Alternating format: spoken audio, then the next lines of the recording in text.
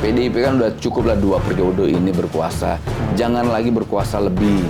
Ketika kekuasaan berlebihan terjadinya abuse of power dan kita tidak mau penyimpangan kekuasaan itu terjadi. Kenapa saya coba mencalonkan Pak Prabowo? Karena memang kita lihat tidak ada gagasan besar yang terlontar dari Mas Ganjar. Kedua juga tidak punya keberanian dan itu bisa kita pertanggungjawabkan.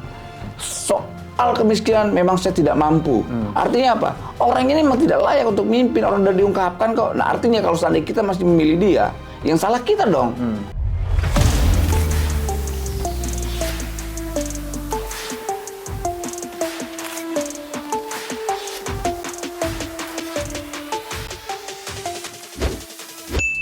Ya, ini yang ketiga nih Bang yang tadi kita sebutkan. Yang ini yang cukup mencengangkan saya juga secara selaku yang kenal Abang gitu istilahnya walaupun belum lama begitu.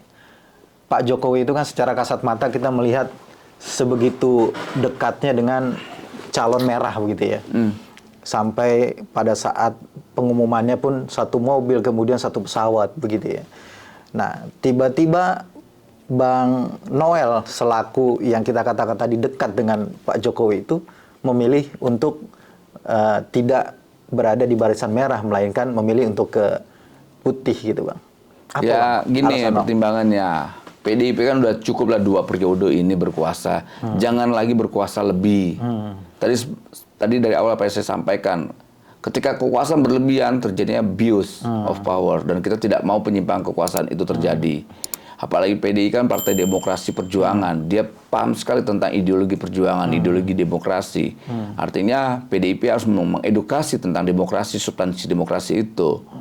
Substansi demokrasi bukan soal kesejahteraan rakyat, tapi bagaimana tetap menjaga keseimbangan dalam demokrasi.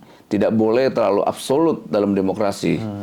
Itu ketika demokrasi itu hanya dipimpin satu tunggal partai, ya itu akan menjadi partai tiran. Dan kita tidak mau, kita lawan.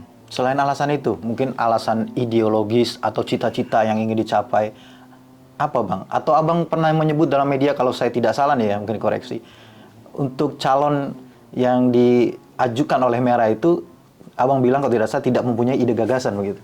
Ya itu salah satunya lah ya, salah satu kenapa saya coba mencalonkan Pak Prabowo, karena memang kita lihat tidak ada gagasan besar yang terlontar dari Mas Ganjar.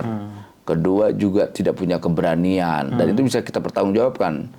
Dulu kawan-kawan ketika saya menyampaikan ini kan semua keberatan tuh. Karena Ganjarnya belum dicapresin. Nah sekarang dicapresin nggak ada juga gagasannya. Artinya apa? Teori saya kan benar bahwa Ganjar itu memang tidak punya gagasan. Gagasan apa Bang yang Abang Gagasan besar harapkan? soal bangsa ini ke depan, soal bagaimana mensejahterakan rakyat, bagaimana rakyat mendapatkan rumah yang baik, bagaimana rakyat dapat pekerjaan yang baik, lalu bagaimana rakyat bisa mendapatkan pendidikan yang layak, kayak gitu-gitu. Dan enggak kan dia udah sampaikan bahwa soal kemiskinan memang saya tidak mampu. Artinya apa? Orang ini memang tidak layak untuk mimpin. Orang sudah diungkapkan kok. Nah artinya kalau seandainya kita masih memilih dia, yang salah kita dong. Orang yang sudah sampaikan secara jujur bahwa saya soal kemiskinan itu menjadi PR saya dan saya tidak mampu melakukannya dan tidak mampu menyelesaikannya. Ya sudah. Nah itu atas dasar itulah ucapannya Mas Ganjar yang menurut saya jujur itu, ya sudah jangan dipilih. Ngapain orang yang tidak punya kemampuan lantas kita dorong-dorong gitu loh. Misalnya ada mobil rusak lantas kita beli, lantas kita gunakan. Udah tahu itu mobil rusak, kok kita beli? Yang salah siapa? Kita dong yang menggunakan mobil rusak. Kalau calon lain juga kan ada gagasannya Bang, selain dari Pak Prabowo Bang. Iya, Pak Prabowo, misalnya Mas Anies. Karena saya pendukung Pak Prabowo, ya saya bicara tentang Pak Prabowo lah, nggak etis saya bicara tentang calon yang lain gitu. Iya, artinya memang ini juga terkait dengan ide dan gagasan gitu ya. Iya. Pak Prabowo punya gagasan-gagasan yang memang sejalan dengan Abang begitu ya. Ya sejalan dengan saya, sejalan juga dengan apa yang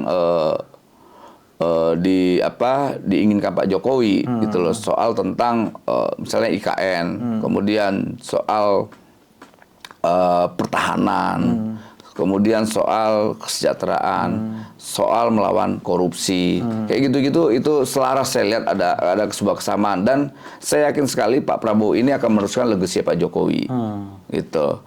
Karena ke depan ini kalau seandainya kita salah memilih pemimpin, ya kita akan kehilangan waktu lebih lama lagi untuk bangsa ini lebih maju. Dan itu berkali-kali disampaikan oleh Pak Jokowi. Jika kita salah memimpin, ya resiko cukup besar. Nah, makanya beliau menyampaikan, carilah pemimpin yang punya keberanian. Carilah pemimpin yang mengerti kehendak rakyat. Dan saya melihatnya itu ada di sosok Pak Prabowo. Itu. Iya. Ini kembali yang ke awal nih, Bang. Sikap Pak Jokowi itu sama dengan sikap Abang gitu. Terkait dengan pilihan Abang mendukung Pak Prabowo atau Putih ini, apa juga begitu juga dengan sikapnya Pak Jokowi? Saya melihatnya ke sana. Saya rasa selaras sikap saya dengan Pak Jokowi. Walaupun belum ada pernyataan sikap gitu ya. Ya nggak mungkin lah secara etik Pak Jokowi harus menyampaikan ke publik lah. Tapi beliau kan tahu, beliau kan berinteraksi. Beliau juga tahu track record. Kemudian dia tahu kebijakan-kebijakan. Ini orang ini kok nggak berani ngambil kebijakan, oh ini berani ya, gitu loh.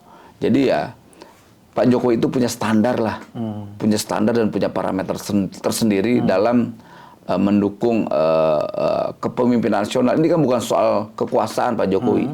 Pak Jokowi ke depan itu bukan soal bicara tentang kekuasaan. Siapa yang bisa menjamin bangsa ini lebih baik ke depan? Itu. Nah ini kan gagasannya nggak ada, apanya nggak ada. Jadi mau dipilih yang mana? Dan itu kan disampaikan berkali-kali oleh Mas Ganjar bahwa saya tidak mampu soal bagaimana mengentaskan kemiskinan. Udah itu cukup. Mau ngapain lagi kita? Cukup itu bagi Abang ya? Iya, berarti orang ini tidak mampu. Sudah. Gitu. Ya, ini terakhir Bang, pertanyaan dari kita ini. Ini kan akan memasuki tahun politik ya. Panas sekali tahun politik ini. Di mana-mana selalu pengalaman kita dari tahun-tahun sebelumnya itu pasti ada konfrontasi lah, atau bahasa ininya saling berhadapan tuh antara pendukung ini gitu ya. Kita kan pengen di 2024 ini politik ini, demokrasi ini sehat gitu ya Bang ya. Bagaimana nasihat Abang lah buat kita nih? Ya, atau buat ya masyarakat. Gini, menghadapi 2024 kita belajar 2014, 2019 polarisasi itu kan keras sekali lah ya, dan kita tahu itu tidak enak buat bangsa ini karena yang dikorbankan adalah demokrasi dan republik ini, bangsa ini. Nah kalau seandainya demokrasi kita masih cabik-cabikan ya, saya jujur aja ya kita punya tanggung jawab moral untuk bagaimana memberi pesan ke rakyat agar 2024 itu menghadapinya dengan cukup riang gembira lah. Persis apa yang disampaikan Pak Jokowi, persis apa yang disampaikan Pak Prabowo. Apalagi Pak Prabowo menyampaikan, udahlah, siapapun nanti menjadi rival saya, itulah sahabat saya sendiri. Entah itu Mas Ganjar, entah itu Mas Anies. Makanya dia bilang, udah jangan nyebarkan kebencian, hoax dan sebagainya. Nah itu sikap kenegarawanan Pak Prabowo dalam menghadapi konsultasi 2024. Nah, tapi nggak kalah penting bicara tentang rekonsiliasi. Bangsa ini harus rekonsiliasi, nggak bisa nggak. Iya. Itu. Super terakhir Bang, bocoran dong. Udah ada calonnya belum sih, cawapresnya Pak Prabowo? Saya kan hanya fokus pada pilihan politik saya. Saya pendukung presiden, bukan pendukung wapres. Oke. Itu. Sudah jelas gitu ya? Ya. Baik, makasih Bang Noel atas waktunya, luar biasa, sangat mencerahkan, mudah-mudahan juga mencerahkan bagi teman-teman ya, kawan-kawan sahabat Halo Pengacara yang ada di rumah. Terima kasih sekali lagi yang sudah menyaksikan video ini sampai dengan selesai. Jangan lupa dukung terus Halo Pengacara, subscribe YouTube channel Halo Pengacara, dan nyalakan loncengnya supaya terus mendapatkan update terkait dengan video-video terbaru dari Halo Pengacara. Terima kasih sekali lagi. Assalamualaikum warahmatullahi wabarakatuh. Waalaikumsalam. Terima kasih Bang Noel. Siap. Luar biasa. Terima kasih ya.